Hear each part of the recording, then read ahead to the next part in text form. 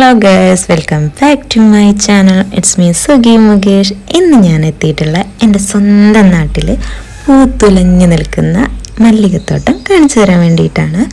നമ്മൾ സാധാരണയായി കർണാടകയിലും തമിഴ്നാട്ടിലൊക്കെയല്ലേ ഇങ്ങനെ നല്ല ഭംഗിയുള്ള മല്ലികത്തോട്ടമൊക്കെ കണ്ടിട്ടുള്ളത്. ഇതെൻ്റെ സ്വന്തം വീടിൻ്റെ അടുത്ത് കുറച്ച് നടന്നു പോകാനുള്ള ദൂരമുള്ളൂ. അപ്പോൾ ഞാൻ വിചാരിച്ചു നമ്മുടെ സ്വന്തം നാട്ടിൽ ഇത്രയും ഭംഗിയായിട്ടൊരു മല്ലികത്തോട്ടമൊക്കെ വരുമ്പോൾ നമ്മളൊന്ന് പോയി കണ്ടില്ലെങ്കിൽ അതൊരു മോശമല്ലേ. അപ്പം ഞാനും അമ്മയും മേമയും കൂടെ ഞങ്ങൾ മല്ലികത്തോട്ടം കാണാൻ പോയി. അതിമനോഹരമായിട്ടുള്ള മല്ലികത്തോട്ടം എന്ന് പറഞ്ഞാൽ പോരാ, 1 ഏക്കറിലാണ് ഈ മല്ലികത്തോട്ടം ഒരുക്കിയിട്ടുള്ളത്. നല്ല വലിയ സൈസ് പൂക്കളാണ് ഇതിലുള്ളതൊക്കെ. ഇവിടെ നമുക്ക് ഡയറക്റ്റ് വന്ന് കാണാനും വീഡിയോ എടുക്കാനും ഒക്കെയുള്ള സജ്ജീകരണങ്ങളൊക്കെ ഉണ്ട്. നമുക്ക് ഇതിനെക്കുറിച്ച് കൂടുതൽ വിവരങ്ങളൊക്കെ നമ്മളെ അസീസിക്കാനോട് തന്നെ ചോദിച്ചറിയാം. നമ്മുടെ 5 വർഷമായി തുടങ്ങിയിട്ട് ഈ പൂവ് പിന്നെ മഴ കാരണം നമുക്ക് കൂടി ഭയങ്കര ക്ഷീണം പറ്റും. സ്കൂളുകളും കോളേജുകളൊന്നും ഇല്ല. അത് കാരണം ഞങ്ങൾക്ക് ചെറിയൊരു ക്ഷീണം പറ്റാൻ സാധ്യത ഉണ്ട്. പിന്നെ ഇനി ആൾക്കാർ വന്ന് വല്ലതും 10 ഉറുപ്പിക തന്നിട്ട് വേണം നമ്മുടെ കാര്യങ്ങൾ. ഭയങ്കര സംഖ്യക്ക് ചിലവുണ്ട്. ഒരു സംഖ്യ പറഞ്ഞാൽ നല്ല സംഖ്യൻ്റെ ചിലവുണ്ട്. ഇത് കഴിഞ്ഞ തരത്തിലെ തയ്യുണ്ട്, 5000 തയ്യുണ്ട് ഇവിടെ. ആർക്കേൻ്റെ ഓടിച്ചോട്ടത്തിൻ്റെ മുന്നിലാണ് ഞങ്ങൾ വെച്ചിരിക്കുന്നത്. ഇതിപ്പോൾ വെച്ചിട്ട് 3 മാസമായി.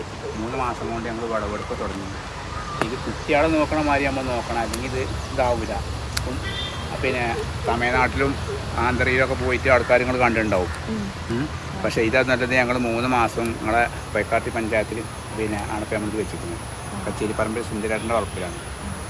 പിന്നെ 5000 തയ്യുണ്ട്. ഞങ്ങൾ 2 സുഹൃത്തുക്കളാണ്, ഞാനും.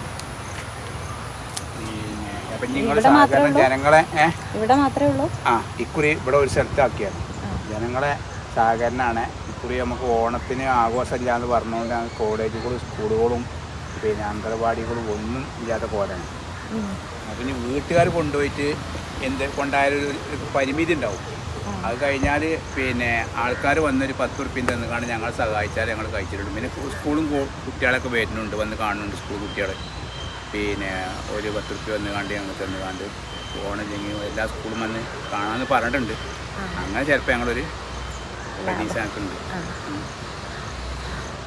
അവിടെ പൂ വിൽക്കുന്നുണ്ടോ? വിൽക്കുന്നുണ്ട്. പൂവ് ഞങ്ങൾ ഇന്ന് കൊടുക്കണ മാർക്കറ്റ് 140 പിന്നെ ആരും ആവശ്യപ്പെട്ടാൽ ഞാൻ കൊടുക്കും. ഇവിടെ പൂവ് വേണമെങ്കിൽ കിലോത്തിന് ഇപ്പം 150. നാളത്തെ നമുക്ക് പറയാൻ പറ്റില്ല. കൂടുകയാണെങ്കിൽ കൂടും, കുറയാണെങ്കിൽ കുറയും. എന്നാലും ഞങ്ങൾ കടയിലേറെ റേറ്റ് കുറച്ച് ഞങ്ങൾ ഇവിടെ കൊടുക്കും.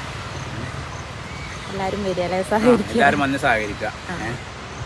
പിന്നെ ബസ്സിന് വന്നാലും പിന്നെ വരാ, ഓട്ടോറിക്ഷയ്ക്ക് വരുമ്പോൾ എങ്ങനെയായാലും ആർക്കും വന്ന് കാണാൻ പറ്റുന്ന സ്ഥലങ്ങളാണ്. ഇടങ്ങാറുള്ള സ്ഥലങ്ങളൊന്നുമല്ല, ബുദ്ധിമുട്ടുള്ള സ്ഥലം. അപ്പോൾ ഇനി നമ്മളെല്ലാവരുമാണ് ഈ കർഷകരെ സപ്പോർട്ട് ചെയ്യേണ്ടത്. നിങ്ങളെല്ലാവരും ഡയറക്റ്റ് വരിക, കാണുക, പൂക്കളൊക്കെ മേടിക്കുക.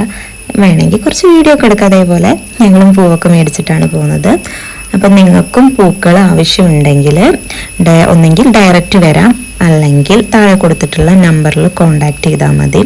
അവർ പൂക്കളൊക്കെ തരും. ഡയറക്റ്റ് വന്ന് കാണേണ്ട ഒരു കാഴ്ച തന്നെയാണ്. നിങ്ങളെല്ലാവരും പരമാവധി ഡയറക്റ്റ് ചെന്ന് തന്നെ പൂക്കൾ മേടിക്കാൻ നോക്കുക. അപ്പോൾ എല്ലാവരും വരിക, ഈ കർഷകരെ സപ്പോർട്ട് ചെയ്യുക. ഈ വീഡിയോ ഇഷ്ടമായാൽ ലൈക്ക് ചെയ്യുക, ഷെയർ ചെയ്യുക, സബ്സ്ക്രൈബ് ചെയ്യുക. Thank you.